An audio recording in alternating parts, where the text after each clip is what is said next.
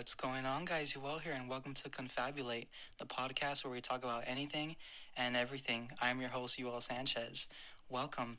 This is my first ever episode. I don't know why I'm here, but I'm here. So let's enjoy this together. I'm a YouTuber, and I just decided to do this because I love to talk and I love people. So I'm bringing those two things together with my first with my first ever guest, Mellisa Bacilio. Yay! I don't know how to show my excitement through the microphone. I know. Hi. That was me 5 years ago for the very first episode. Oh, okay. I'm holding in all my emotions. I'm not going to get emotional in front of y'all. Isn't that crazy? That was 5 years ago. My favorite thing about that, which we'll talk about later in the episode when I play it, is the fact that I say, I don't know why I'm here, but I'm here. It's like a really beautiful thing, and I didn't realize that. Earlier today I recorded the episode with Mellisa, and she pointed that out. And I'm like, that's a really sweet thing, and I don't remember saying that at all. Yeah, isn't that crazy? I was 21 at the time. I'm 26 now. Yikes. And I was in a very different place in my life, which we'll discuss also during the episode. And it's crazy to think, why am I getting a phone call right in my intro? Should we have my dad a part of the intro? 1 second. Let's see. Hello. I email you the itinerary. Okay, I got it. Thank you. Bye. Going to Florida to see Ariana Grande. I've been traveling a lot. It's been crazy. I wanted to do this last episode for a minute now. It's just, I graduated and finals were crazy and capstone was crazy. And I had about 2 weeks to kind of do nothing and recover. But then I went to New York, which I need to catch you guys up on New York. Oh my God. And I went to the Tony Awards and to all these Broadway shows. I saw Chess and I saw Wicked. And it was incredible. I'm getting sidetracked because I don't want to talk about the end because I get emotional and I get sad. But after the trip, and I'm moving in a week. On the 28th is my move-in date. So I've been busy. I haven't really settled down since graduating. I'm still busy and I'm still keeping myself occupied. But let's talk about the end. It's been 5 years. I've had over, I think I counted the other day, it was 72 people that have been on the show. I have about 135 episodes, I believe. We have over 10,000 downloads. My goal was to hit 10,000 downloads before the end of my podcast, and we hit 10,000 downloads a couple months ago. So I'm very happy and grateful about that. Okay, I'm ready for the thank yous. I want to thank every single one of you who have taken the time to listen to this show. I've poured everything that I have into it. I've grown so much. If I listen to the first episodes and I listen to the newest ones, it's like I've grown so much and I've changed so much, and a lot has happened in my life in these past 5 years, from moving a couple times to going back to school and getting my degree and singing the national anthem at a few baseball games, and getting into theater and recording music and meeting my biological father. And as soon as I put out my first ever episode, that was a couple months after I came out, and I was still kind of dealing with that for a couple months and traveling, and there's a lot that I've done and been through and accomplished within these past 5 years, while also recording all these episodes and scheduling and planning with people and planning questions and either commuting to them or them commuting to me, or planning Zoom meetings, FaceTimes. I've recorded on road trips. I've recorded in Puerto Rico and Vegas, everywhere, hotel rooms, my room, my mom's house, my dad's house, at work, you name it, and I've made it work.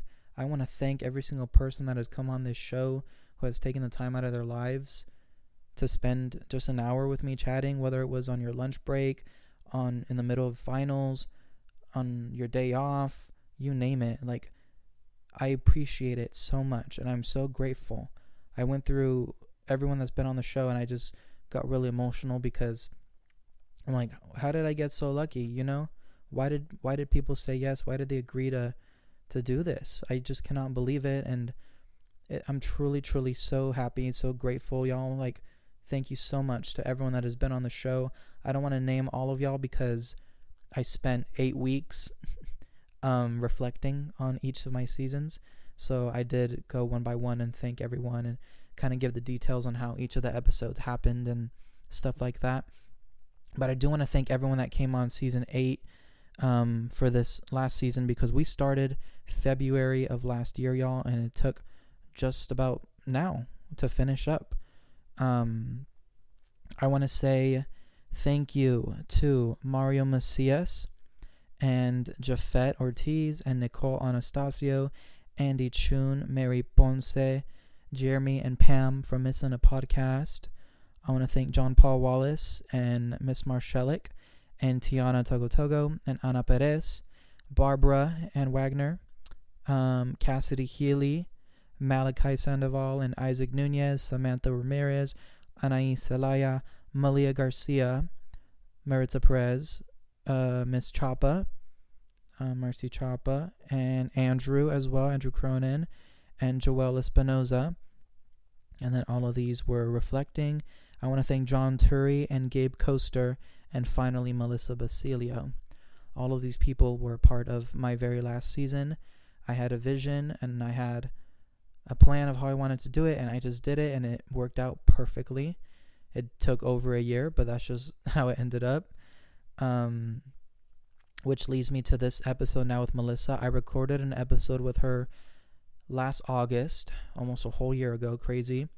And I always knew it was going to be my last one. But the thing is, I recorded with John Turi and Gabe Coaster the following month. That episode didn't come out until a couple weeks ago, which I've been promoting. And so when I went back to this episode with Mellisa, so much has changed and so much has happened since then. I feel like we're in different parts of our lives now. And it did not feel like a end of an era episode for me. It didn't feel like the end. I was editing it and I'm like, I'm not really satisfied with it. But I don't want to bother Mellisa and take her time again and record a new episode again. So we'll just put it out. And literally, y'all, 3 days ago, Melissa's like, am I going to be the last episode? And I'm like, yeah, it's coming out on Monday. And she's like, low-key, we should re-record it. And I got so happy because I'm like, oh, thank God, because I didn't really want to ask her. Even though I should, I'm like, I'm the host, right? I'm the one with the show, but I didn't want to bother her. And when she said that, I'm like, yes, definitely. And we planned it, and we literally recorded. Today's Sunday. Today's Father's Day. We recorded it earlier today. Here I am putting it all together for you guys for Monday. And things were different now. She asked me a lot of questions about, these past 5 years, how I've done the podcast, and I'm very grateful and I'm very happy. And this is the best way that I could have ever thought of ending the show, truly, with my best friend. And keep your shit together, you all. You're good. No, I'm holding my emotions good. I'm holding them good. I want to thank Mellisa for kicking things off for me and for ending things for me. It made me emotional putting the topic, the title of this episode, because y'all know how I do that, the smiley faces, and I've been doing it for years, and I thought it was only right. It's the last one, so I'm going to do a sad face. And it made me really sad, but it is the end of an era, y'all. Like, as much as I loved doing it, I truly loved it so much, and so many people from high school and people I've met throughout, my life have listened and supported me, and I can't thank them enough. But I want people to remember me as a singer. That is my first love. That is what has changed my life. That is what I love to do, and I do it every single day. I want people to remember me as a singer, and that's what I started off doing on YouTube. And I want to get back to doing covers and singing. I want to get into musical theater. I just got my music degree. I got to sing my heart out every freaking day. and finally get to do what I've always wanted to do.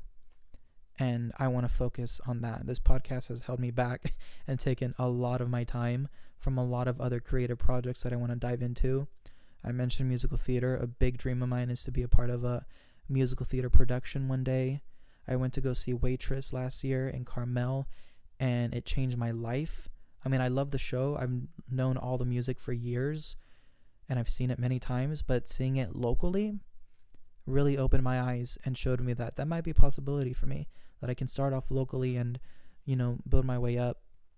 That's a big goal of mine.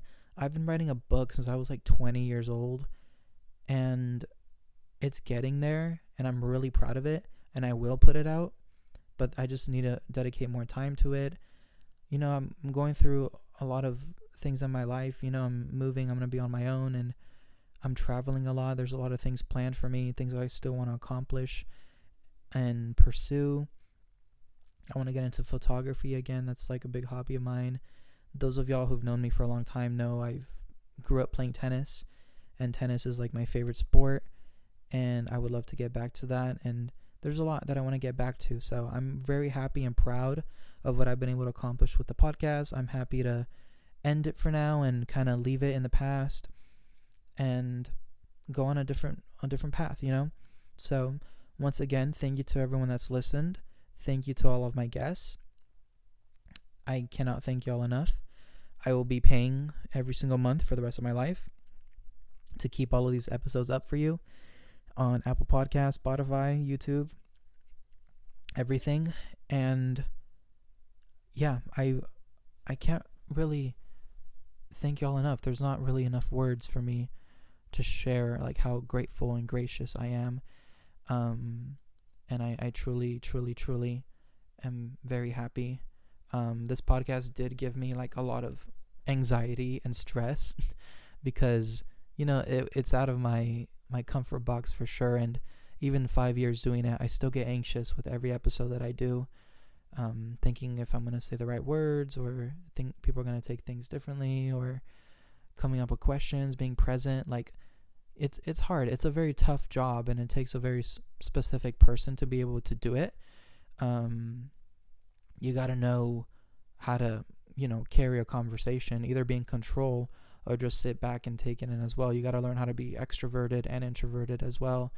And you got to be a great listener too. And that's always been my favorite quality of mine, is like that I can literally just take it in and listen. Yeah, I'm so grateful. I'm so happy. Thank y'all so much for all the love throughout the years. I'm very appreciative. I have one goal left, and if y'all can help me in any way you can, there's a singer called Jamie Miller who I have loved for many years. When he was on The Voice UK, I think he got 5th place or 3rd. As soon as he put out his first debut single and his first EP and his first album, I've been to many of his shows. He is a true musical hero of mine, not only with music and with songwriting, but his vocal delivery. I've taken a lot of notes on how to be a better singer from him. He's my dream guest. I've tried many times. He seems down for it. We got to make it work.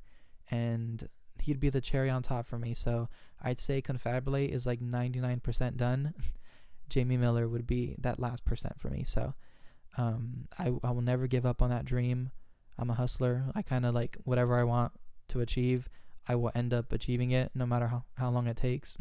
So we're not going to give up on that one, okay? So thank you so much. That's all I wanted to say. I really appreciate it. I'm grateful. And enjoy my very last episode with Mellisa. It was a really beautiful one. And I'm sad. I'm so sad. But we're good. We're good. No, it just hit me that this is the very last thing that I'm going to record. Oh, I don't want to say bye. I really don't want to say bye. All right. Goodbye. It sucks because I'm going to hit stop recording and then the episode's going to start. But, all right, y'all. Thank you. Text me, DM me, check my Instagram, check my YouTube. I'll be, doing stuff. I'll be around. All right. Goodbye. Okay, so we were talking about this earlier, but last year in August, I came over and we recorded, and it's been close to a year, and we thought it'd be a good idea to re-record since we're in different parts in our lives and keep it a little more present. I thought about it a couple weeks ago. I'm like, I should re-record it with Mellisa just because so much time has passed by, and we should do something more, I don't know, current to today. But I thought it'd be, I don't know, a lot of work, or I didn't want to bother you. And then you texted me and you're like, we should re-record it. I'm like, oh shit, I guess we got to do it. I saw that you were going to post the last episode, and I told Dre, and I was like, I feel like we need to re-record. And he was like, why? And I was like, because we're in two different stages of our life. Yeah. And I also really liked what we recorded in August, but we were just like focused on Wicked. And I was like, I think it would have been good for just to tie it back to like you, like your season, like your experience podcasting, like everything that you've kind of like gone through, like a reflection. And I was like, I think that would be nice. So I'm glad we were kind of like both on the same page about like, okay, let's do it. And that's when I texted you. I was like, we should re-record our episode. Yes. And I'm glad we are, because I did listen to the one in August, which I love. I feel like I should still put it out at some point. We'll see. But it wasn't focused. It wasn't giving last episode vibes or reflection vibes. It was just kind of us watching, like how we're watching Wicked right now. Yes, we are watching Wicked again. And just being so distracted by it, but talking about it the whole time. But we reflected a little bit. The main reason why I wanted to have you on for my last one was because you were my first one. And we talked about how years ago in 2021, you came over to my mom's house when I still lived there. And this was kind of peak of COVID. I had my kind of set up in my room because I was doing online learning. And you brought your own microphone. I think it was your brother's mic. And I had mine. And we watched YouTube together trying to figure out how to do the microphones. Yes. How to set up microphone to MacBook. And then, okay, that's how you do it. How to set up to GarageBand. How to record. How do we do this podcasting? What is a podcast? What is a podcast? And it was funny because I had no idea what I was doing. That's what I meant to do before I got here, was go through our messages to 2021 to figure out the exact message. Because I think you texted me, you're like, you should do a podcast, or you should do something related podcast. And I'm like, well, what if I told you I'm already planning it? You should be the first one. It was something like that. When we're done, I'm going to go back and find it. I don't remember that. It was so long ago. I also forget everything. It was 5.5 years ago. Jesus. Damn. Well, so to touch on that, why was I like your first guest? Besides kind of just like, the text messages are encouraging to start it, and you were like, girl, I'm already doing this. Like, what was like your thought process on like your guests that you've had on? You've always been supportive of me of whatever I've done, no matter what it was. So I knew whatever I asked of you, I feel like you'd be like, yeah, I'm down. You always had that vibe. You never really gave a fuck. You're like, as long as I'm supporting my friend, whatever it is, like, I'm down. So that was kind of why. And you've always had a creative side that you've kept to yourself, because it's more of hobbies for you, from photography and other creative things. So I thought you would, really like doing it. Yeah. And I remember a lot of people loving it, and a lot of people thought you were that you should be a co-host, or that you should have your own stuff going on, because you were very natural at it, at conversating and at talking and doing that. So that's kind of why. Oh, that's sweet. I'm really glad you asked me to. And yeah, I feel like always in anything, I think I always support, my friends the most, to just make sure that you guys are doing what you love and doing what you can. And I think it's always good to, have that person that's going to be like, I'm down to do whatever it is that you want me to do and support you for it. So it's super awesome, like, seeing you grow as an individual. Because I was, like, re-listening to our episode, too. And it's so cute because at the beginning of our episode, you're like, I don't even know why I'm here. So I was like... That's crazy. Yeah. I actually have what you said. You're like, I don't know why I'm here, but I'm here. Like that's how you started the episode. I don't know why I'm here, but I'm here. Yes, and I was like, that's cute. It is. I didn't know about that. It's like a reflection of like, I don't know why I'm doing this, but I'm doing it. And I feel like you've always had that mentality of like, I want to do it for myself. Whether I like it or don't like it at the end, I did it for myself. You know? So I was like, that's so cute. Just like throwing it back on how you started that episode. And like kind of just being like, well, I don't know why I'm doing it, but I'm here and I'm going to do what I love. I have a purpose to do it. And I feel like every time you do something, you always put like your best foot forward for everything that you do, you know. And then you bring those people around you. You bring the people like you yourself are the community, because you bring so many people close. You have so many different types of friends, so many different types of like individuals around you, that I feel like I wouldn't even cross paths with a lot of these people that I've met through you. And it's just really nice to be like, oh, I know that person because you literally, what was it, last week? We were in the middle of Pacific Grove. Oh, yeah. And Yes. we were at this like beach concert that Bree found. I have no idea how we found out that there was going to be like a beach concert or something. Yeah. And I start talking to this person who's kind of like greeting people as they're coming in. And I bring up you because he was talking about him doing music or whatever. And he's like, Yoel? I know Yoel. And then just randomly calls you up and he's like, oh, Melly said you need to come over here right now. So it's like, it's so interesting that you just know so many people. It's Felix. Yeah, Felix. He's Yeah. sweet. Shout out Felix. And you just, you know, you bring that community with you wherever you go. And you're always like shining. You're always wearing your yellow. So you're very noticeable. There's a stain on this, so don't look at the stain. But thanks. Yeah. Wait, what kind of shirt and jacket is that? Oh, it's Hollister. So they had like this collection of 2026 graduating class. This is in the women's. That's hella cute. Bitches always forget about the men, so they just did like a women's collection. But I'm like, extra large, it'll fit me. That's fucking cute. Yeah, I like it. Yeah. But thank you so much for saying that. Even the little parties I host is always like a little reunion, huh? It's always like people we haven't seen in a long time, and I did the math last week. 72 people have been on the podcast. 72, and I'm like, damn, a lot of it's a big blur, but I don't know. I've always had that mentality since I was very young, where it's like, what's stopping me from wanting to achieve dreams and goals of mine? What's stopping me from, oh, I want to sing and want to do covers. Okay, I got to make those opportunities for myself. Let me record myself and put them out there. Yeah. If I want to start a podcast, I got to do it myself. If I want to do a national anthem for this game, I got to audition. I got to do the research. I got to train. I got to practice. If I want to do more photography, I got to ask people and put myself out there. And now I've done quinceañeras. I've done grad pics. I've done weddings. There's a lot of things that a lot of people have goals and things they want to achieve, but either are too scared or they don't know where to start. But the important thing is just starting. And whether you achieve or you fail, it's all about the experience. And at least if you got yourself through it. So yeah, thanks for saying that. And appreciate I think it starts with like, I don't know why I'm here, but I'm here. Exactly. You know, just like a full circle moment of just 5 years ago, now 72 guests, 72 wonderful conversations, allowing yourself to get closer to these people or, you know, these friend groups.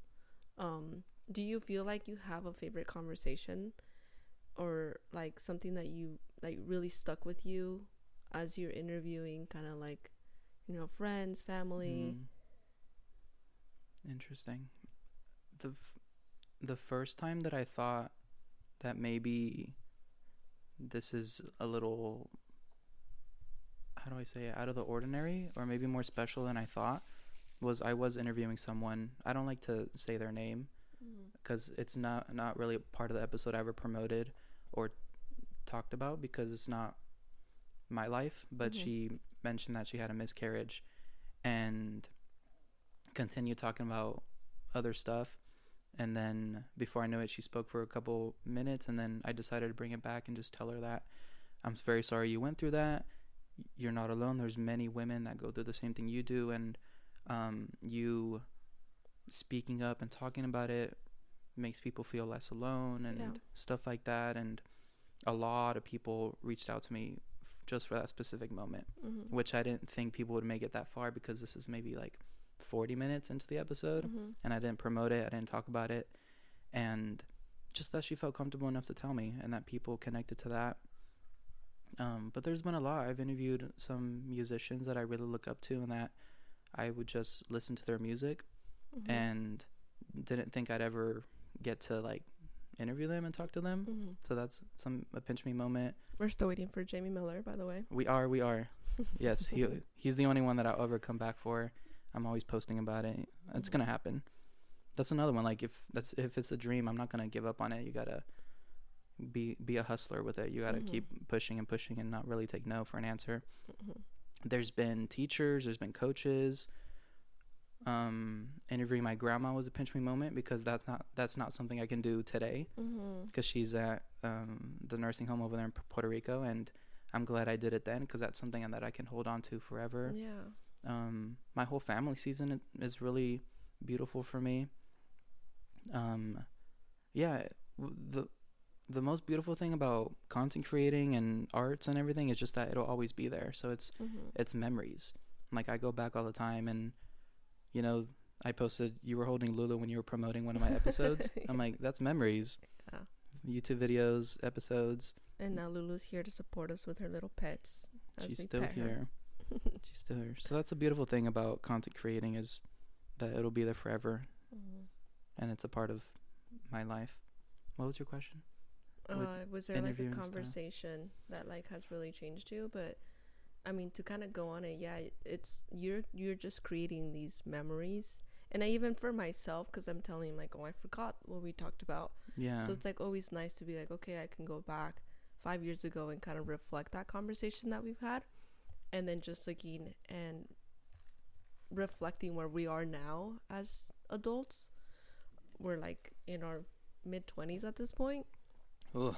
You know, compared to like when we were children, we were 18. Yeah. So it's just a huge reflection of my life too, that I can be grateful for you for allowing me to just still carry that memory.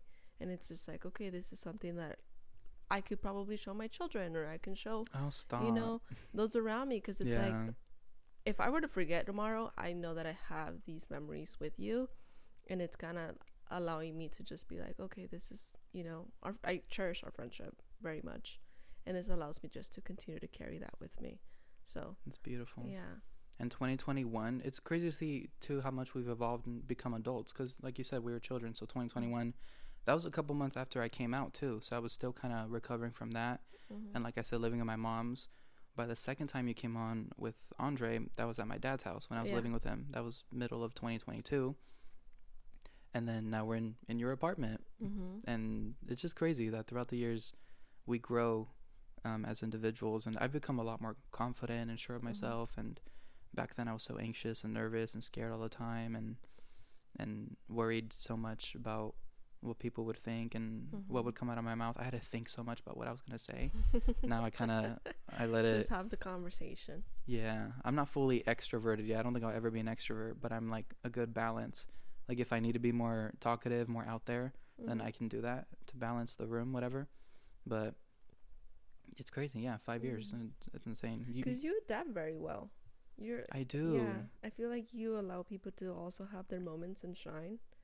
Like that's also another thing that like I admire of you, that you're like always able to kind of allow yourself to take a step back when there's like a room full of people, and you know, you just, I feel like you allow yourself to just have those around you, like I mentioned, like having that community around you, and you just bring people together. Yeah, thank you. And that's really nice. I think that's a trait you need to have too when you interview people and when you have a podcast, is to know how much to give. Like someone called me a chameleon one time because I'm able to adapt and change colors. Yeah. Which I've always kind of had that. But yeah, you need, like if I'm dealing with someone that's more shy than me, more quieter, then I'm okay being the more extroverted one and keeping the conversation and being more out there. Yeah. But if I'm talking to someone very talkative and out there, like Brianna, like I never really need to stress or think about the conversation. My conversation with Brianna, because it'll always be carried by her, and I can balance it. And I love that about Brie, by the way. Because sometimes it's like, Brie, please just talk to me. No, literally. Yeah. And when I'm with you guys, I can just sit there and be present. I can contribute and talk, but I'm mostly listening and just vibing with you guys. So you need to have that trait. Oh, he looked at your coffee like he was going to get it. Don't be bad. He is bad. He's probably going to start fighting with Lulu. We have Cheeto. Cheeto has entered the room. He's smelling Would you Yoel's bag. Just careful because he likes to put himself in the bags. Did you have cats at your mom's house? No, I just had him. So we got him a couple years ago. But did you grow up with cats? No, I didn't grow up with cats or dogs. It was actually very chickens. anti. Yeah, chickens? Well, my mom had chickens. That was also just living in Prundale. But the coyotes right killed my mom's say less chickens. I still think Fierro saw her. I know damn well Fierro saw her. Yes, like he damn well saw her when she was hiding in the trees. He did. And she knows that he saw him, I feel like. Okay, so I wanted to go. I feel like we talked about kind of like you going into podcasting for the very first time and kind of just pushing yourself. You know, we were freshly 21. You were also recently just coming out. You were at a completely different stage that you are now. You're going to live by yourself. You're going to be moving out soon. You just graduated in May. You also been traveling the whole world, where I'm like, yo, well, please take where are you now? You know, and you have like a couple trips planned as well this year. Crazy. What would you tell that freshly 21-year-old who just came out as the Yoel present right now? Like, what advice would you give yourself? What kind would you say? Anything?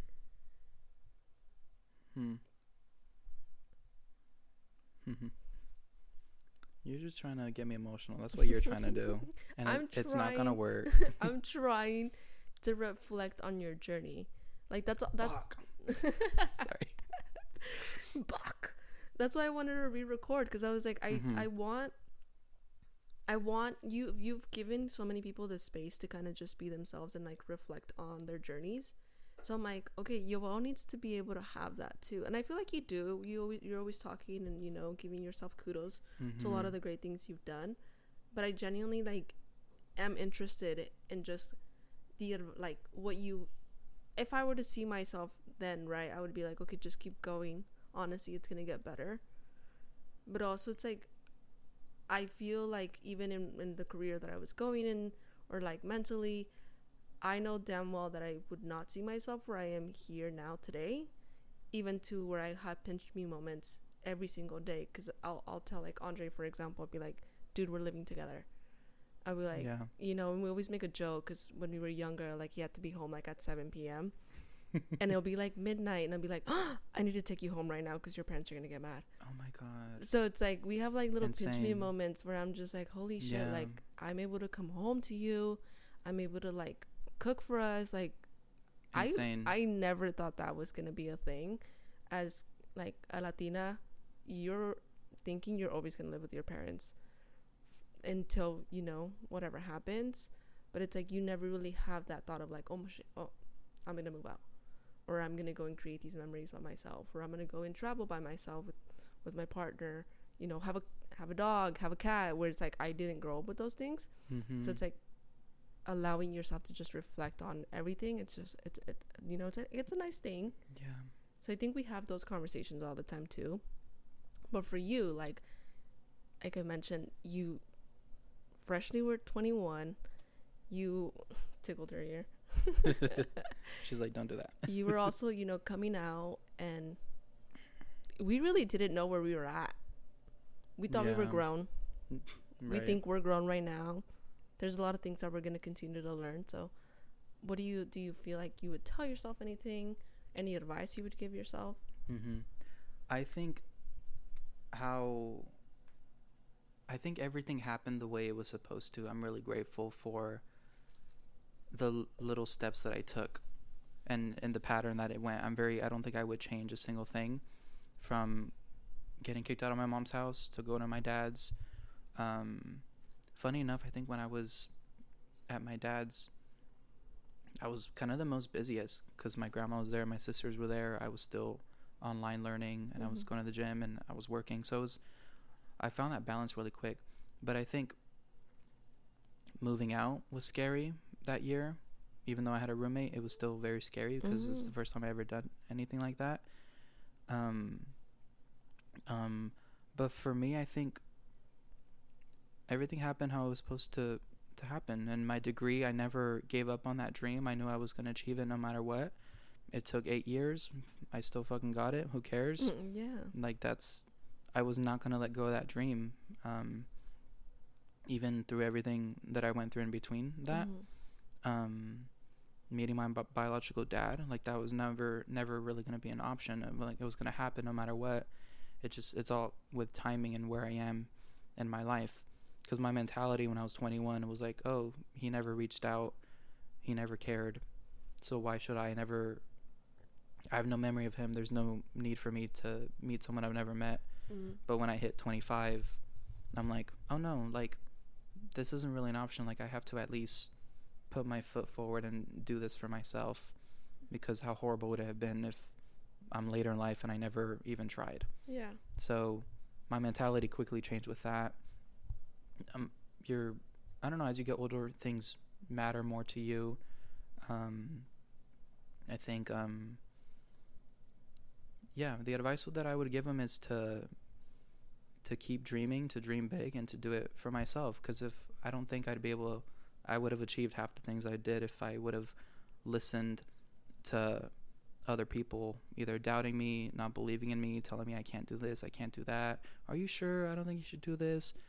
Do a real career. Why do you want to do a podcast? Like, that's so tacky. Oh, you're still singing? You're still doing the singing thing? I'm like, dude, like, I always tell people, you should kind of believe me. Like, when I say I'm going to do something, when I'm going to achieve something, like, I'm going to do it. Like, I don't just, like, say things. And it means a lot to me. The singing stuff, the content creating stuff, it was never an option because that's my creativity. That's how I express myself. So those were never, like, a question for me. My next one is musical theater. I'm like, I've seen a lot of Broadway shows. I love musical theater so much. Going to see Waitress last year in Carmel, I'm like, it opened my eyes. I'm like, oh wait, this is like a possibility that I can do locally. Like, I don't have to let's go to New York and fucking do it. I'm like, I'm going to Broadway. I can take little steps here. I can go to San Jose, San Francisco. I can take classes and get my foot in the door, and then I can decide on a move like that. So I think everything that happened, it happened naturally, and it happened at a good pace, because the older I get, the more comfortable I get in my skin, and the more sure of myself I get. I'm excited for this next chapter of living fully by myself, because the past couple years haven't felt, the 2 apartments I've lived in, it was never home for me. I never felt like I was home, because they were just places for me to sleep at the end of the night while I grind to get my degree. Yeah, because you were constantly either at school, working, doing family stuff, doing friend stuff, and you needed to travel constantly, going to pre-R. So it's kind of, it was just a place to have. And, like, I never even hosted my family for dinner. I never really had my sisters for sleepovers. I never did any of that. When it was our hangouts, I never really wanted to offer my place or let's hang out. I can go to your place. I'm like, because it doesn't feel like my home. Yeah. And I don't like, always wanted to be away from it and just busy and busy. But now this is a new chapter for me, because this is my home now, and I feel like I'm going to have my space, my personal free time. So the advice that I tell them is just keep forward, and you can listen to what people say, but don't let it alter your dreams and what you want to achieve. I read something, it was like, don't take advice from someone that you would not want to switch places with. Yes. So and it's true, because a lot of people like to talk down and doubt me, but I'm like, I can talk so much shit about you too, and I would not want to be in your position right now. I have someone literally told me, was like, oh, you're still studying music? Oh, I thought you were at MPC. I didn't know you were at CSUMB. And I'm like, okay, and you're on your 3rd divorce, so what? Ew. I literally wanted to say that, like, like, I don't talk down on people. People can do whatever the fuck they want. This life is short. You do whatever you want to do. It's too It's short. also like, why is there it's such like a hate? Like, why do you feel, everybody's entitled to their opinion and everything? Right. But I guess for me, it's just like, if you don't have something good to say, don't say it at all. Keep it to yourself. Go say it in a bag and throw the bag away. Like, I genuinely don't care. But why do you feel the need to like put people down and just, I don't understand that, So I feel like that's a huge advice to give yourself. Even myself, I can be like, just don't listen to people and what they say. Especially that. I really like that. Especially if you wouldn't want to switch lives with them. Because it makes sense. We all have struggles. We all have our own trauma. And it's like, once again, if you don't have nothing nice to say, don't say it at all. So whoever said that to you, I don't know if we can curse, but F them. That's messed up, Yeah. So. But I got thick skin since I was very young. Like, being Latino, you get thick skin, you hear it all. Even when I was starting out cross country, everyone told me I should just quit because I was too slow, and I was like the slowest one. I did 4 years because I'm like, I'm gonna do it because I want to do it. Like, who gives a fuck? So you just learn how to listen, but you don't have to like take it. Yeah. And also, you don't have to. I also read, you don't have to attend every argument that you're invited to. I'm like, you gotta pick and choose your battles. Sometimes I don't want my energy to go there. Like, I can listen, but I'm not. You just brush it off. So, but you also get that with age too. Yeah. The older you get, the less you care. Look at him. Oh, he's so funny. He won't jump off, right? No, he won't jump off, but he does scare me because he'll sit on that ledge when he sees the dogs underneath. Look at him. Oh, he got a spider web on his tail. There it is. Yeah. No, I don't think no, but he scares me when he does that. You see how he's on the ledge? Yes. Look at him. And he turns. And he turns. Look, he keeps turning. He's psychotic. But yeah, I think it's, being able to also know what to take in, and like, if it's constructed criticism, Yes, like, we can invite that in, but it's also not something that I'm going to take with me, because exactly. I'm my own person. And I feel like even if you have thick skin, like, it still gets to you. Yeah. It could still get to me. I'm human. I have feelings. I'm not going to be like, oh my God, what you said doesn't hurt me, but it does, at the end of the day. Agree. And I feel like that's also what makes you you. It makes you that person to be like, you keep doubting me, you keep saying all these things. It honestly kind of adds fuel, Yes, it does. because it's like, I'm going to continue I'm not doing it to show you, I'm not doing it to prove you or prove anything to you. But if anything, it's like, the fact that you're still keeping up with me, I'm going to continue doing this for myself. Exactly. And it's so funny. An audience is an audience, even if they're hateful audience members or, whatever. That's true. You're an audience. So that's fine. Continue to say what you got to say. I'm going to take it as a great thing. So. Exactly. You're making people talk about you. Whether it's good working. or bad, it's working. It's working, yeah. Yeah. So. I agree. Fuck them haters. I 100% agree. But I always take advice from like the musicians, and like anytime Gabe has any criticism, I take it and I love it because he cares. And I love his content creating, so anytime he gives me advice, I take it. John Turry with any singing related stuff, my vocals, always supporting me. A lot of my music peers throughout the years from CSUMB, I'm like, what do you think about this? What do you think about this? Should I do, like, the creative arts of people, like, they really want to lift people up. Like, if photography, I'm always more than happy to show you, and like, you think I should work on the contrast, exposure, like, you're one that we always have people that we can come to for advice, and because we do love honest feedback. Yeah, but it's just when it comes from people that I didn't ask it from them, and it's negative coming from them. I'm like, I didn't fucking ask you. Yeah. And you don't know what you're talking about. And they're also just haters at that point, because it's like, dude, nobody's asking you to give me put me down. Yeah, exactly. And if that's, and I always say that too. I'm like, the way that people treat you is a reflection of the way that they treat themselves. It is. Because why do you feel the need to come and say negative things to me? Are you saying those negative things about yourself? Is that how you feel about yourself? So that's always like the way that I turn it. And I'll have like that conversation with like my niece, with Katie. And be like, hey, look, remember, you can't control what people say, but you can control the way that you react. So please just take that into consideration. If somebody is telling you something and they're blowing it out of proportion, what matters is the way that you are reacting to that conversation. Yeah. Or what you kind of say. You don't have to show up to every argument that you're invited to. You don't, because it's pointless. If it's something that's not even going to be worth it, like, you have no idea why they're saying those things. It's like, why am I here? Why am I going to entertain your conversation to put myself down and to make me feel bad about myself? That doesn't really make sense. How do you think our friendship has changed since episode 1 to today? In a lot of ways, it's the same. I mean, yeah, I feel like we just grew up together since middle school. I think, has a lot of it changed? A lot of it's the same. I feel like we've been very busy since we were very young. Like, we were always kind of focused on getting that degree, getting that job, getting that place, paying the bills, focus on our family, making sure everyone's taken care of, while also making time to see each other as often as we can, whether it's a group thing or just us. But I think that's what it is, becoming adults together. We've never beefed, we never talked shit, we never, not really, like, there's no reason to, and like, for what? Yeah.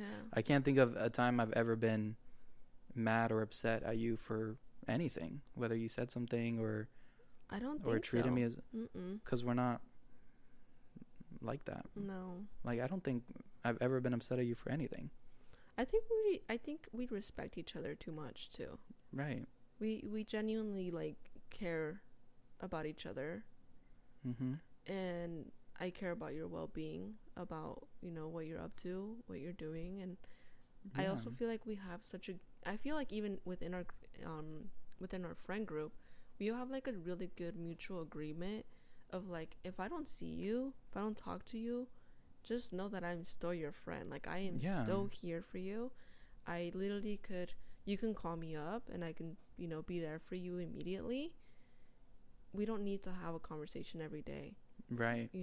We don't have to have that Snapchat streak every day.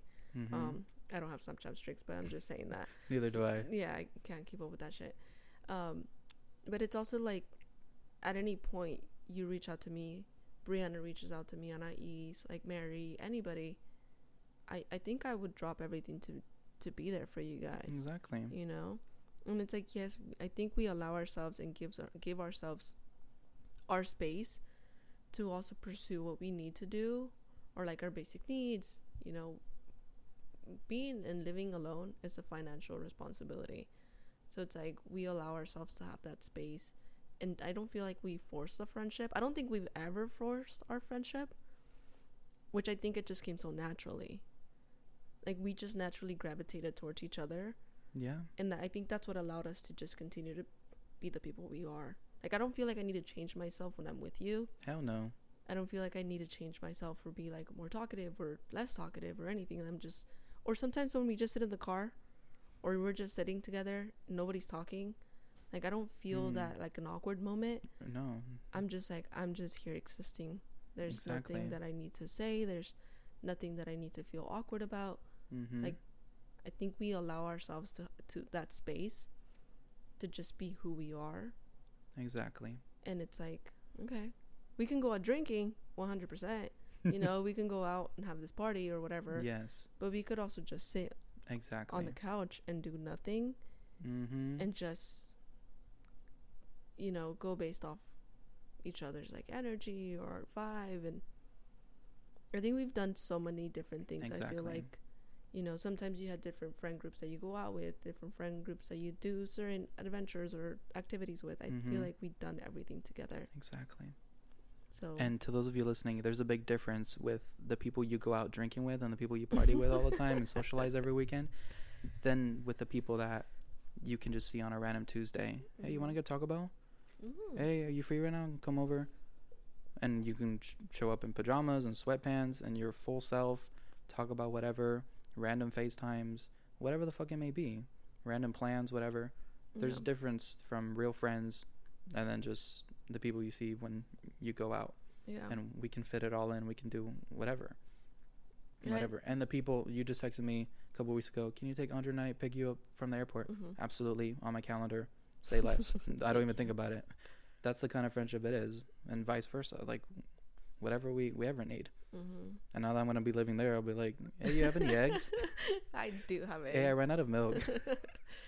Like, Yeah. it's just simple shit like that we've never complicated it.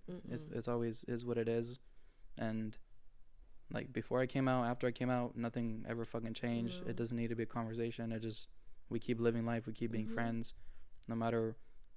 Yeah, and that's what true friendship is. You could be breaking out. You could be gaining weight, losing weight. You can come in whatever form you are. You never question it. We accept each other for however we are. I think we allow ourselves that space, and I really like that about each other. You know, it's like we have done this. We've always been like, hey, I'm gonna do this. Come over, or hey, I want to go drinking this day. Let's go do it. Or it's a random hike, or it's a random event. It's like, no, we're literally there for each other at any point. And I think I've seen you, and you've seen me, also in my greatest accomplishments, which is another thing that like it's always valued in my heart. Yes. Where it's like it's so funny because I was thinking about at Ink at the Bay last week when they thought we were a couple, and I was like, what if we're brother and sister? Like, I don't even know. Like, we do not give couple at all. But it was so funny just to like, you know, the way that other people kind of just view the relationship. Yes, yeah. And having my coworker come around, like I really don't bring my work and my friends together as much. I like keeping my work, but also kind of just hearing her reflection of like, I really like your guys' friend group.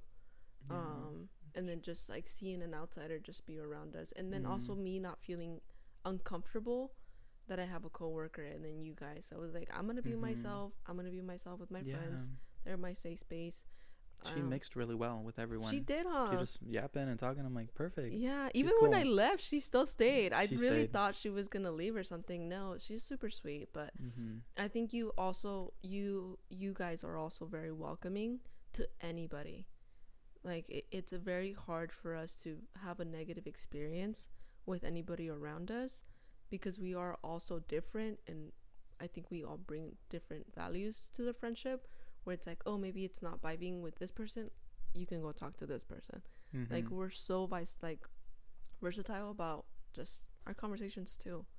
You know, every conversation I have with you is different than I would have with Anais or Brianna, right? Or that is true. Denise, you know. So it's like, it's so nice to just allow ourselves the space to just be like, okay, we're gonna have dinner. And I miss our potlucks, by the way. So it's like, oh, we have no excuses now. Yeah, we don't. I'm done with school and I'm right there. So yeah, no excuses. So we see each other. I think we see each other a lot. We do see each other a lot for having busy lives, for continuing to pursue our careers, our education. We always make time for each other, and even if I'm busy or whatever, I'm always rooting for you in the background, always. So and even if one of us is either stressed or going through a tough time, we don't forget. Like, I feel like when you're going through a lot, helping your family move, I always, do you need help? How's everything going? Update me. Yeah. Like, I think we're all kind of like that, like making sure we're still kind of checking up and being kind of updated, and letting the other person know that we are here to help if need be. Yeah. And that's We're like something that too. I actually work on, because I suck at texting and I suck at communicating sometimes. But I just like, I'll reply to you in my head, and I know that you understand me. Yeah. Where it's just like, oh, I know she's okay or whatever. And other people might hold a grudge or be upset about it and then do the same. But it's like, oh, I know she's really busy, and she'll text when she can. Like, I genuinely thought we were recording this episode yesterday at 12. And I was like, no, I don't even know why I didn't even read the text message correctly. But then I saw your story, and I was like, I guess we're not recording. I will be fine, whatever. And then, like, this morning when you texted me, and I was like, it's today. Fuck, I'm hungover. I'm tired. Exactly. But fuck it, let's do it. But I because, see why you're you know, confused, because my voice memo, I said my dad never does anything for Father's Day. Yeah. Makes it very difficult. He said he wanted to do this, but Father's Day is today, Sunday. Yep. But we did the trains yesterday. It was also a me problem because you literally say, okay, tomorrow before this time, and I was like, yeah. So it was like, Right. yeah, it was just me. But I But feel we're like here. we show up for each other regardless of kind of like where we're at. And if we don't, we're also understanding of the situation that we're going through. But it's always just nice to have those people around you, you know, those people that you can call up. I still want to go to Taco Bell and listen to Olivia Rodrigo. Oh, you got that TikTok. I texted you It sounds back. fun. Yeah, on TikTok. I suck on replying on TikTok. But yeah, We have to. Yeah, I haven't listened to it fully yet. I haven't listened to it at all. I heard it's really good. Yeah, I heard it is good. It's the one with the upside down, right? Yeah, on the swing. Mm-hmm. Yeah, I heard The Cure, and I'm obsessed with it. I've been playing it nonstop. Heard it. Her songwriting's evolved. Her vocals have evolved. The production is insane. Mm-hmm. She's really good. I feel like I really like Sabrina Carpenter, and I feel like you can't really compare them as much. But I really like and respect the way that Olivia has taken her career. Yes. And not necessarily like overly sexualized her career compared to like what we see with Sabrina, which I love, by the way, you know. Power to her. Right. You know, we love the confidence in her body and everything, the way that she is. But I also really like how reserved Olivia is in that regards of like her body. And I think she's also kind of like really improved her writing skills, which I still love. That first album, by the way. Sour's so good. And she recently did the Spotify Billions Club. She did like a concert. It's on Spotify. Oh my god, I could tell she really took her vocals seriously. She's always been a beautiful singer and really great, but she got better, and she sings differently. Her placement in her voice with a lot of the songs, like she used to struggle a little bit with Vampire, because Vampire is so hard to sing. Those vocals are insane, and now she sings it live like nothing, and she hits it perfectly. But I love Sabrina too. I love them both for different reasons. Sabrina is different because I feel like I grew up on her more.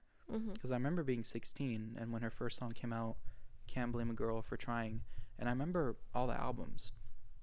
And then I remember when she released that single, Skin. And then, so I feel like I've known her longer, and I'm very proud of her that she fucking made it to this point, because I didn't grow up watching her Disney show. I see a few episodes, but I always knew of her.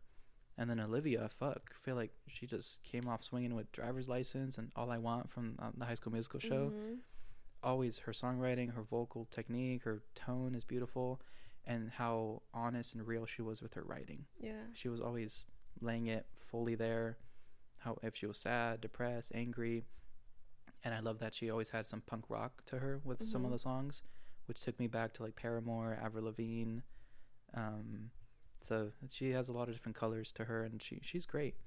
She's great. That's the loudest show. When I went with Leo to see Olivia, it was insane because I couldn't even hear Olivia sing because everybody was singing. Yeah, a lot of young teenage girls, little girls, just screaming, and I could barely hear Olivia. You know who was like that for me? Billie Eilish. When I first saw her, when she was the Bury a Friend. Yeah. Okay, so that album, that was like I think the only concert ever I lost my voice. That genuinely, from seeing like Beyonce, seeing Karol G, Demi Lovato, which also was iconic. So good. That was the only concert that I think I ever lost my voice, and that was also a bunch of young teens, which was so funny because I went with Andre, and we were literally, how old were we, babe? Like 19. Sing Billy. Like I think we were like 19, 2018, like 18, 19. And there was just a bunch of little like 13-year-olds, 14-year-olds, 10-year-olds, and I'm like, dude, we're a grown adult here. But insane. It's because of her vocals, and like even seeing her recently, what was that, last year? Her vocals have changed so much that I genuinely appreciate the way that she's like. Yeah. Her vocals. When singers improve, yeah. Yeah.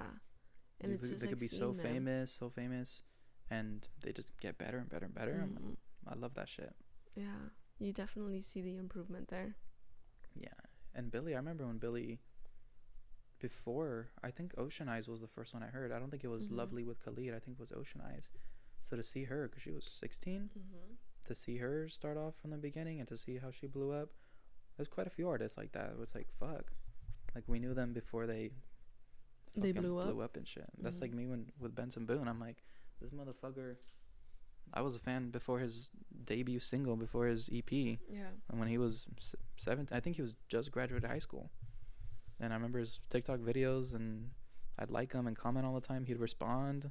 Shit. Yeah, he was just a normal dude, because I always saw him as just a normal teenage dude singing beautifully, beautiful singer, and then auditioned for American Idol. And I'm like, yeah, I'm gonna vote for you. You're gonna do so great. And then, holy shit.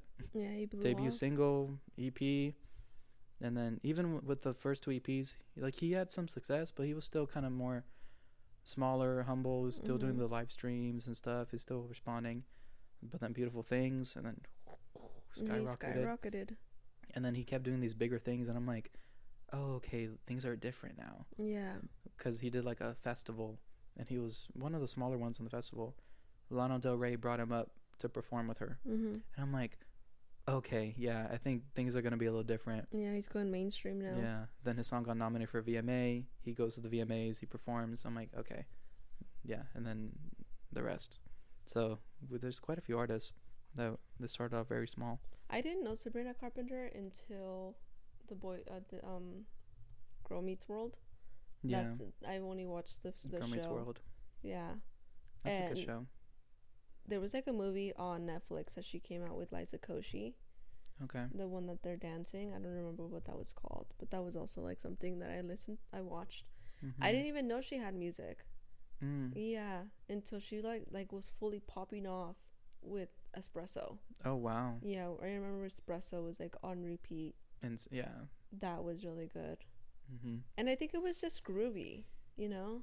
Yeah. It was cutesy and demure. Like, she's giving very cutesy. And I really like that about her. Yeah. And then even her cameo, or like her collaboration with Jenna Ortega, that's also where I was like, holy shit, I love Jenna Ortega.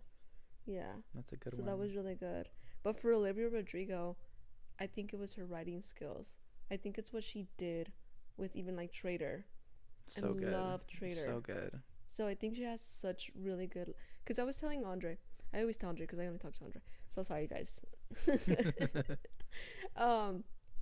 I was telling him, I was like, I listen to the lyrics a lot, and even like the melody and the beat, like I listen to the whole song as a whole, because I've noticed, and I like from him, sometimes it's just based on the lyrics, or sometimes it's just like the composition or the way that it sounds. Yeah. But I guess people listen to music differently, and it's like what you hear. Right. And I listen to the whole, I know, aren't we all listening to the whole thing? I don't know if this is making sense. But like, instead of just focusing on the lyrics, like I'm focusing on that whole song as a whole. I don't know if I'm making any sense at all. But if anybody understands me, let me know. As a whole. But you realize that when it's over?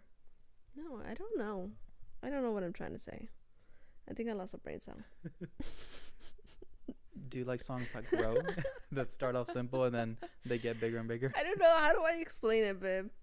How do I explain, Dre? It's just like... I don't know. Like a song could have the worst lyrics or the best lyrics, but if the beat's not good, she won't listen to it. Yeah. Like, it needs to... How it makes you feel? The whole thing needs to be good, because I can give you like a song that has shit lyrics, but the composition or like the melody or whatever, the bass is so fucking good, where I'm just like, this is a badass song, but I hate the lyrics, so I won't even listen to that song for the lyrics. I'll listen to the song for how it sounds, for the way that it sounds. I got it. Yeah, I do get it. So like Olivia, I love the way that it sounded, and I love the lyrics. Like, everything together was such a good song, where I think I've had a little bit of a difference with Sabrina Carpenter, where sometimes I don't necessarily align with the lyrics, but the music is good.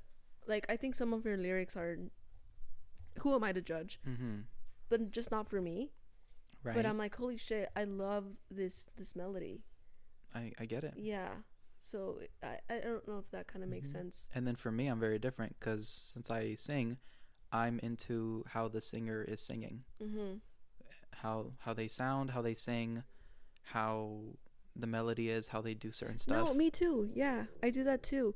Because, for example, one of the biggest ones that like we have a conversation about is Drake.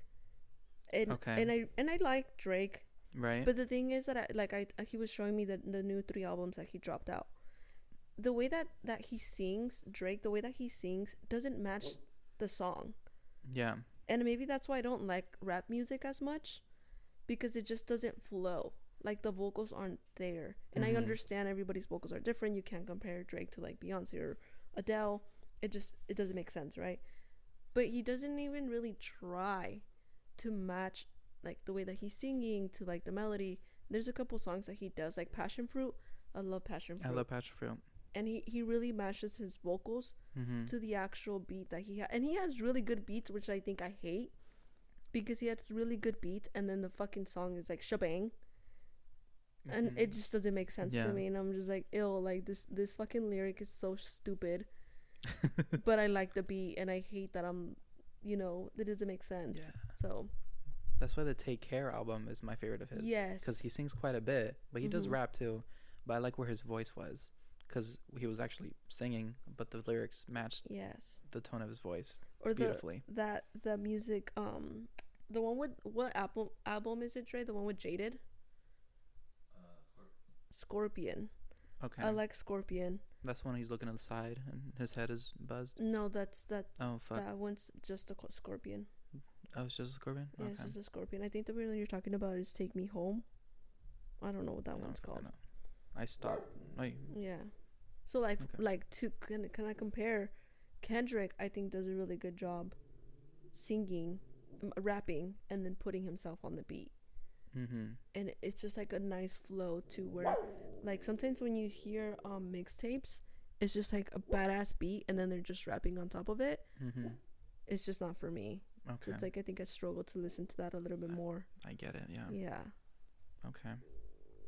But back to Sabrina, my favorite is a song called Dumb and Poetic from Short and Sweet. It's one of the only slow songs she has, but the lyrics are very deep. And her voice is insane, the way she sings it. And the lyrics are talking about, like, a man, like, just because you act like one doesn't make you a man, just because you leave like one doesn't make you a man.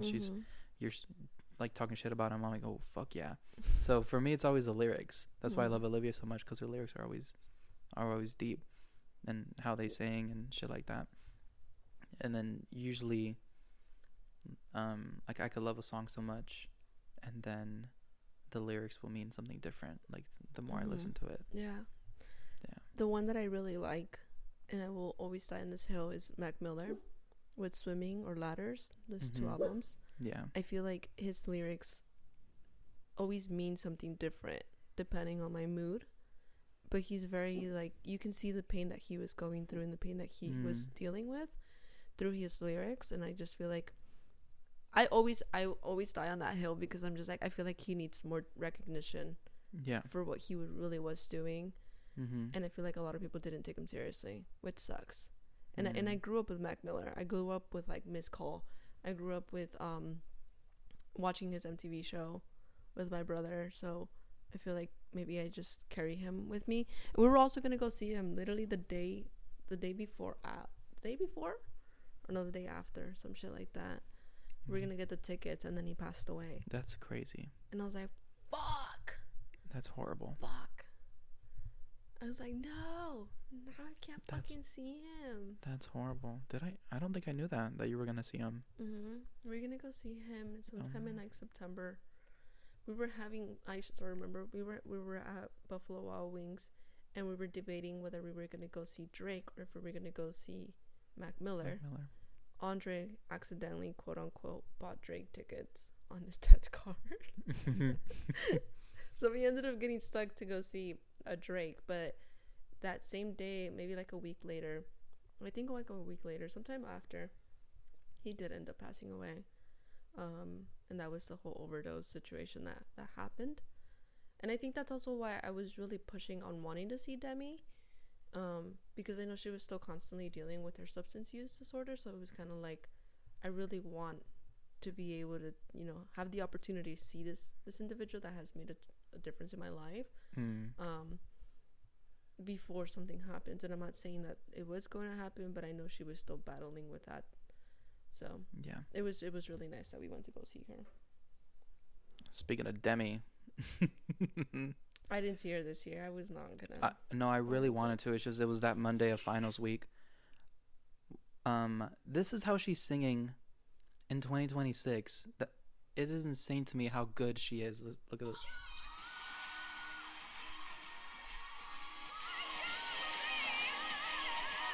This was yesterday.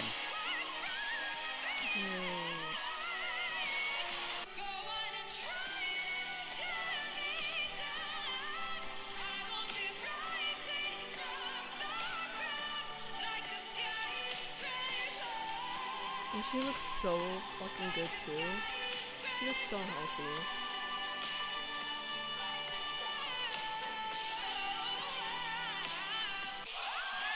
Damn.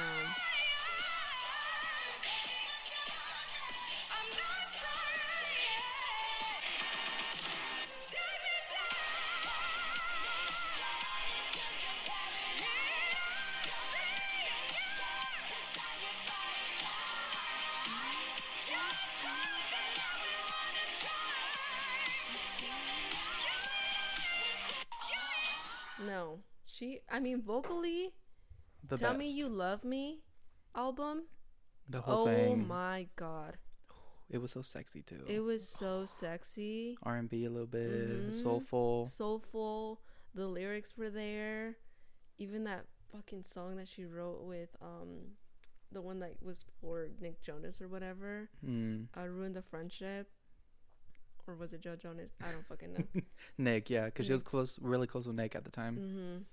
So like just hearing her vocals, and then go like back to the conversation of like, I feel like the melody, the beat, everything was there, to where her vocals were so fucking perfect, hitting the vocal, like hitting that pitch, and then the song just matching her.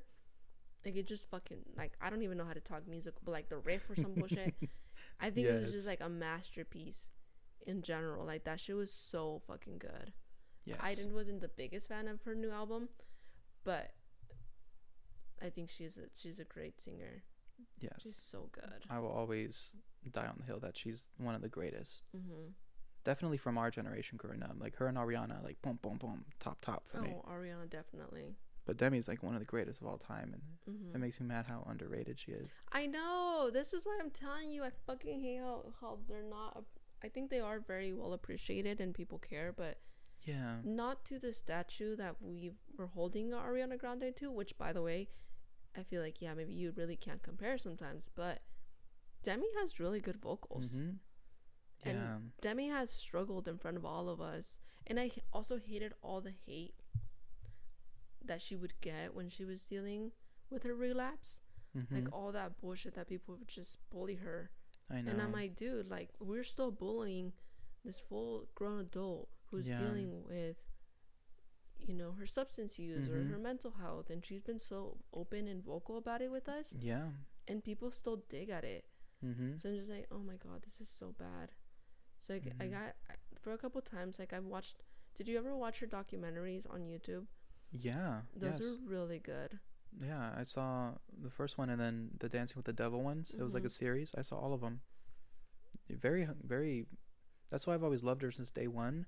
She was the only one that I kind of grew up watching that she was always talking about substance abuse and depression, anxiety, her eating disorders, sexual assault. She was always open about all that shit. Bullying. She always gave back. Yeah. For the beginning of her career, always.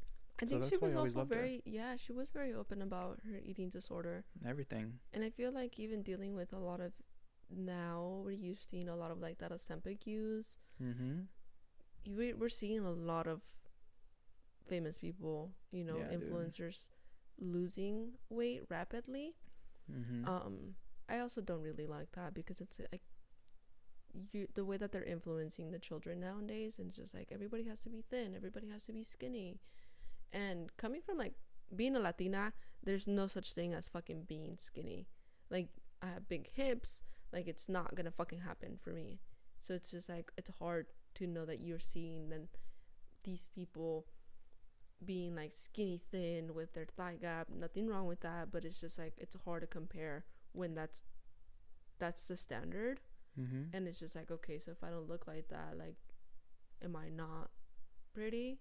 So it's like hard. So that's kind of like what I was talking to you about too. Like, Ariana Grande, I love Ariana Grande. She has really good music, her vocals, but I feel like they don't really address it, and it's like there and you know it. But I feel like Demi Lovato was always very open about, like, you know, I'm going sharing through that this. with people. And it's not like we deserve or need the explanation. You know, you're your own person if that's something you don't want to share. But it's also like, you're in the public eye. So it's and like, people are watching you. People are watching you. They want to see you be open and be real. If you have an issue, just, I have problems, but I'm going to work on them. Like, just so people know. Because there are people that are actually concerned as well, that care about her well-being. Yeah, like watching her in Wicked, even from like Wicked, and then you have Wicked for Good. Yeah, all the promo too. You can see the difference, you know. So it's just like, I just hope that they're okay. Even for Cynthia, like, she looked so different. Yes. From Wicked, and then going into the promos, like, they look completely different. I'm just like, holy shit, like, you guys look unhealthy. Exactly. Like, I don't know if that's normal, you know, but. And we just care about well-being. Like, I'm concerned for her because she has a massive tour, and I want her to be able to perform to the best of her ability. And someone put a video, and it looked like she was kind of about to pass out a little bit. I think I saw that, yeah. And I'm like, we want to make sure she's healthy and eating, and, you know, because her show's very demanding. She's dancing, she's singing, and she's traveling. And so we care about straining her voice. Exactly. And like, that goes into like the same thing where, like, we don't need an explanation or anything like that, but it's more so like also learning from Demi Lovato in the way that she was struggling during her tours with her eating disorder, with her substance use, and then also same thing with Selena Gomez.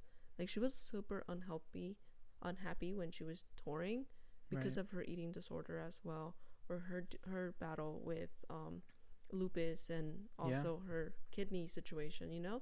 So it's like, I know that they're dealing with it. I don't know, I'm just like, girl, you got the money, you got the fame, your fans should be supportive to be like, take care of yourself and then come back better or whatever. So I don't know, it's just, I hope they're okay, because I can't even imagine the pressure that they have to be this perfect image. Exactly. And then not uphold, like, no matter how skinny, fat, or overweight or whatever it might be, you're never going to be perfect to anybody. No, you're not. You're never going to please anybody, or everybody, I should say. You're never going to please everybody. Exactly. I hated her in this scene. I'm like, girl, not everything's about you. No, she made everything about her, though. We're talking about Glinda. Oh yeah, she's in the altar. Her wedding got ruined, poor thing. Now she's crying on the steps. Even though Fiora doesn't even want to fucking marry her. Yeah. Okay. So I wanted to ask you another question. How many more we got? Just one. Okay, perfect. I just have one. I think it's a good way to just tie in. Love it. I like how we... Perfect. Right when Fiora and Elphaba are gonna get freaky. They are gonna get freaky with her little lingerie. Okay, was she wearing that lingerie underneath? That's crazy. Yeah. She knew. She took an everything shower before. No, literally. She shaved. She shaved. But low-key hate the scene before because that they don't say a single word to each other. Here? I would have thought they would have said something like, oh, this is where you've been. Or a little talk. But she just starts singing. Takes off her jacket. And starts singing. She fucking goes nude. Yeah. But other than that, like, love. I did like it. I do like that they show his, like, reaction at the beginning of the way that she's living or what she's been living. But my man was horny because he wasn't even gonna address it. Like, babe, you okay? Right. Like, I have all this money now. I can build you a castle. Nah, he's like, let me get freaky. He a little hoe, too, because this is right after his wedding. He is a Like, hoe. he was supposed to get married that night to someone else. But whatever. Look at her. She's like, let me get this fucking heavy dress off and show you my lingerie underneath. You know, this was an Airbnb. I did. I saw Yeah. that. Yeah. Cynthia went to meet the people. Mhm. I don't know where it was though. That shit's crazy. Okay, so let me tie it back in Okay. and ask you my question. Yes. Okay, when people remember confabulate years from now, what do you hope they remember?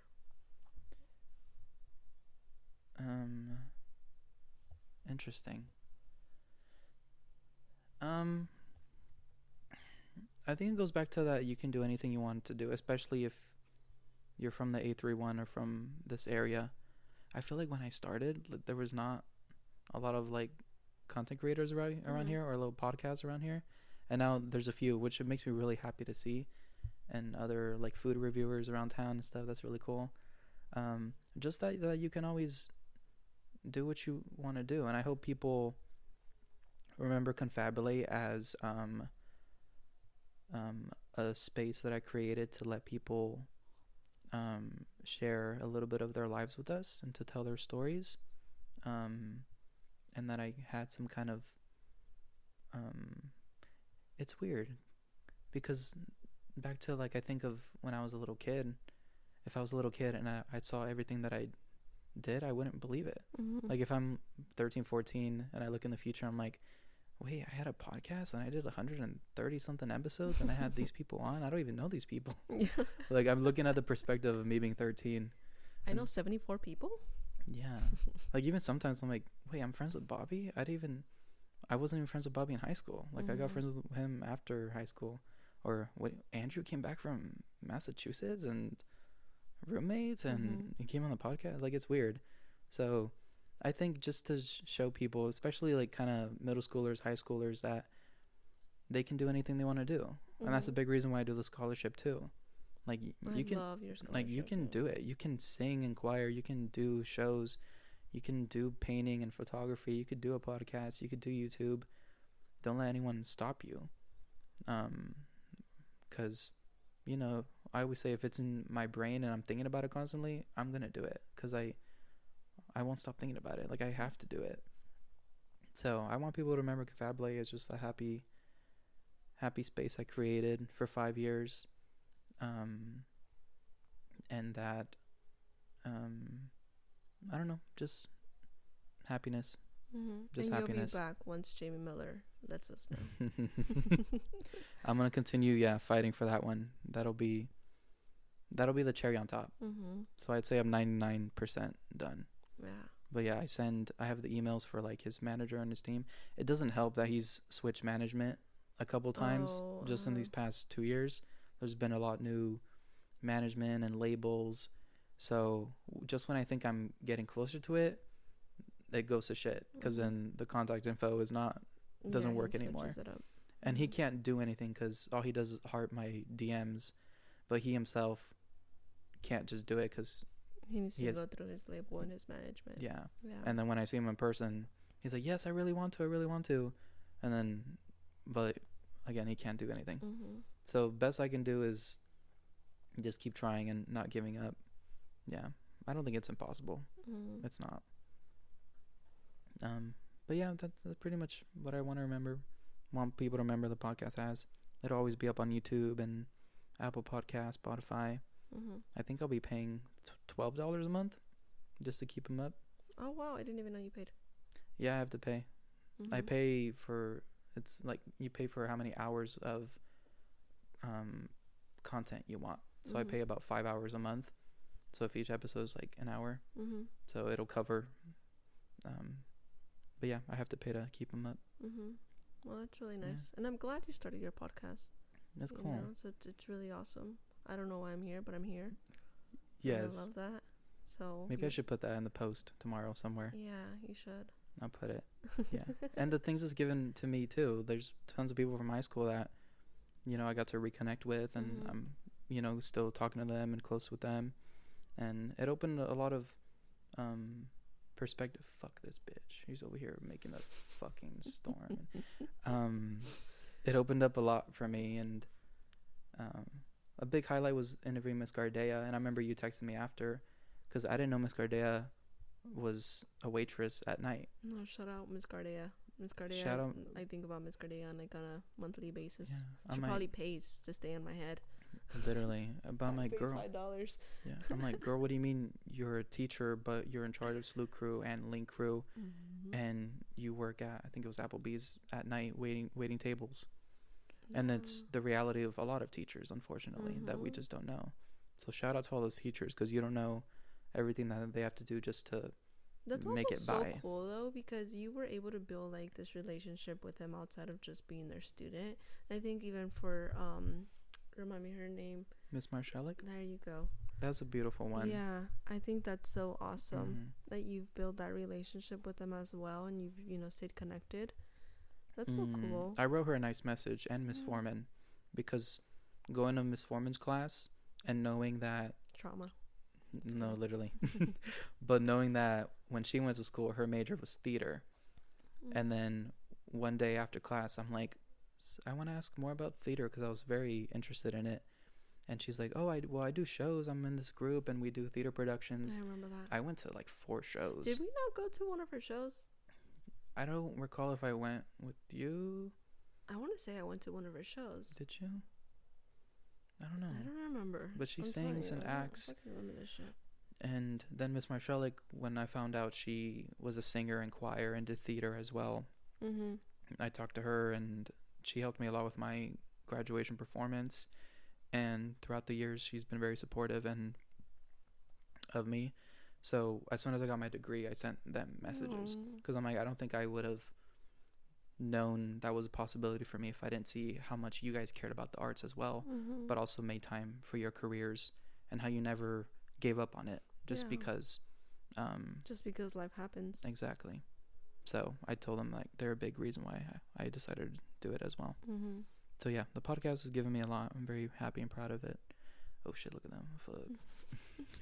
I think it's giving you so much room and support from those people around you too, and it's just like a constant reminder that you are loved, you are cared, and I think people are going to be here for you regardless of what you decide to do. Like, you're always going to have such a great support system, and that community that you build from like elementary best friends to middle school best friends, or not even being friends with them at all, and now you have like such a close relationship.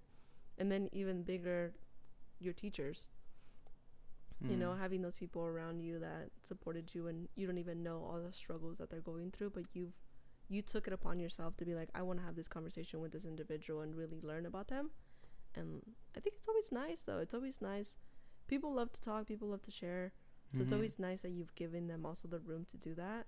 Even for myself, it's like, I'm telling you, it's like a reflection of just not just myself as a person, but also like our friendship, and being 5 years creating these conversations and allowing people the space, your family, that's also going to be charitable moments that you're going to have with them. So I think you've created such a great you have the platform to create something good, and what the fuck was that? That was my cat. Oh, that was not my cat. Somebody slammed the door. Jesus. Yeah, so you just giving yourself that room to create something great. Thank you. And I really hope people take something from listening to your podcast, because I know I have. Thanks. So. Yes, but the main thing that I want people to remember, like, I'm very proud of podcast, and I'm happy with it, but I want people to remember me as a singer first. That I wanted to prioritize singing, and that's what I plan to do, and to focus on other things. Like, I've been writing a book for the past 5 years that I really want to finish and put out. I want to get into musical theater. I want to do more photography. So that's why I wanted to put a pause, or just end the podcast, to kind of focus on other things. This is the scene that I used for my my music film class. We had to remove all of the audio and all the music and make our own music. You didn't send me that. I can play for you. I actually have it right here in GarageBand. Yeah, you gotta show And I me. did the strings, and I did piano, and this is the whole scene I used. Their whole fight scene. Then when Fierro comes, A+. It was fun. Yeah. anyways, thank you so much. And thanks for everyone listening. And thank you. And thank you, Lulu. And thank you, Andre. And What you do? No, I'm just kidding. thanks for the questions. Yeah, no, but thank you for having me on. And, you know, we're here for a reason. I think you have a giant purpose in front of you. And you're going to continue to do what you do and flourish. And I can't wait to continue to support you. And we could sing a duet. Nope. If you AI my voice in there, yeah. But I think your chapter is gonna continue to grow. Yes, and it will. I can't wait to see what else you have and what else you do. So I think it's in the end of an era, but it's also the beginning of a brand new one. Of a brand new one, which I can't wait for. Yes. Yeah. So that's amazing. Thank you for having me, and thank you for re-recording. I think this was better. Oh, yes. I think it was a good decision. Yeah. Yes. Happy Father's Day. Thank you. I love being a father. I realized you were saying that to the audience and not me. Sorry. No, happy Father's Day to everyone. Yeah, we're good. Thank you so much. Mm-hmm. End it.